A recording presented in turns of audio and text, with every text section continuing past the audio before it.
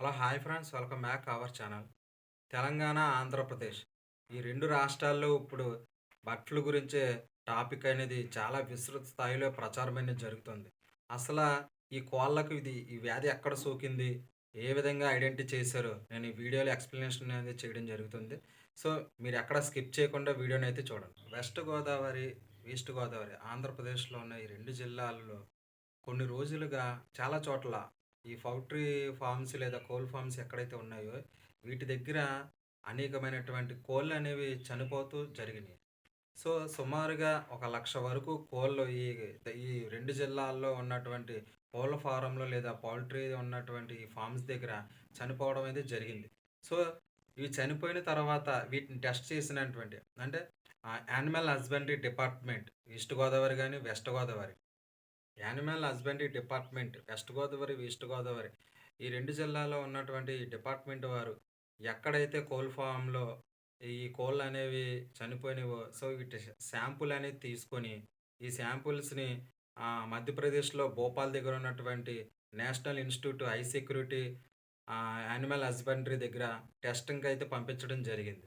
So, ఇక్కడ test చేసిన తర్వాత వాళ్ళ రిపోర్ట్‌లో ఇక్కడ బర్డ్ ఫ్లూ అనేది నిర్ధారణ అయితే జరిగింది. సో, ఇక్కడ ఏవియన్స్ ఇన్‌ఫ్లుయెంజా అనే ఒక వైరస్ ఈ కోళ్ళలో ఉంది.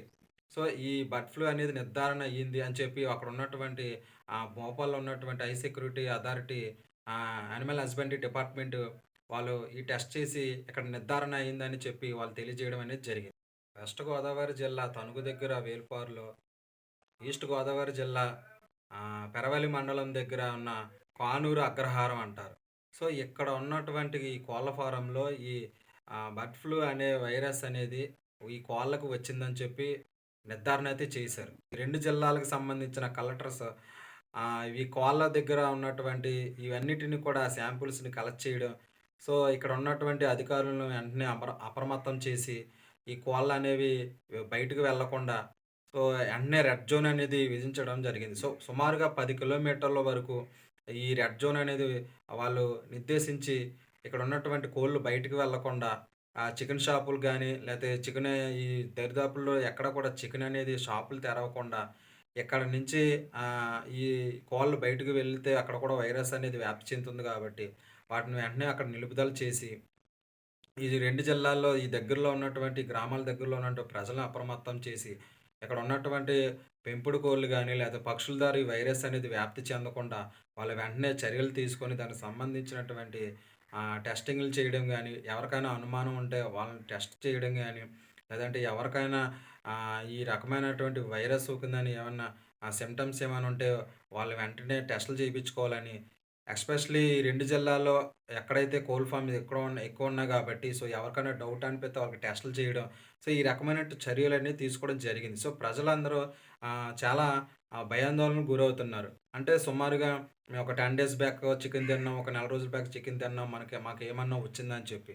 సో, ఒక భయ ఆందోళనలో అయితే ఈ 2 రాష్ట్రాల ప్రజలనేది ఈ భయంలో అయితే ఉంటున్నారు. సో, మీరు ఎక్కడా భయపడవలసిన అవసరం అయితే లేదు. సో, సుమారుగా వాళ్ళు టెస్టులు చేసి 2 జిల్లాల్లో వైరస్ అనేది ఈ బర్డ్ ఫ్లూ అనేది నిర్ధారణ చేయడం జరిగింది. సో, ఇక్కడ నుంచి ఈ సుమారుగా ఆంధ్రప్రదేశ్ నుంచి తెలంగాణకు డైలీ ఒక 6,00,000 కోళ్ళైతే వెళ్తా ఉంటాయి.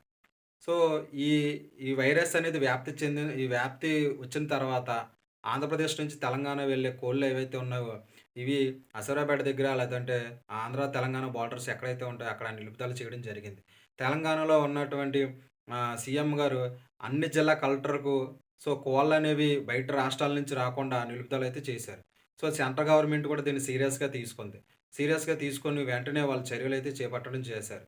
సో, ఈ దగ్గరలో 2 జిల్లాల దగ్గరలో ఉన్నటువంటి కోళ్ళు బయటకు వెళ్ళకుండా దీనికి సంబంధించిన చర్యలనేది గవర్నమెంట్ తీసుకోవడం జరిగింది. సో, ప్రజలందరూ కూడా మీరు ధైర్యంగా ఉండాలి. సో, మేము ఎక్కడ చికెన్ తిన్నాము, మేము అక్కడ తిన్నాం, మాకు ఏదన్నా అవుతుందని భయాందోళనలో మీరైతే ఉండొద్దు. సో, ఆల్రెడీ అక్కడ కోళ్ల ఫారంలో పనిచేసే ఆ స్టాఫ్ సిబ్బంది ఎవరైతే ఉంటారో వాటికి మేత వేయడం గానీ, లేపోతే వాటిని సంరక్షించి అక్కడ పనిచేసి కోళ్ల ఫారంలో, పౌల్ట్రీలో పనిచేసే వ్యక్తులు ఎవరైతే ఉంటారో వాళ్ళకి టెస్ట్ చేసినా సరే ఈ వ్యాధి అనేది లేదు. ఈ కోళ్ళ నుంచి మనుషులకు సోకే వ్యాధి ఇది. సో, అంతేగాని మనిషి నుంచి మనిషికి సోకే వ్యాధి అయితే కాదు. సో, మీరెవరు కూడా భయపడాల్సిన అవసరం అయితే లేదు.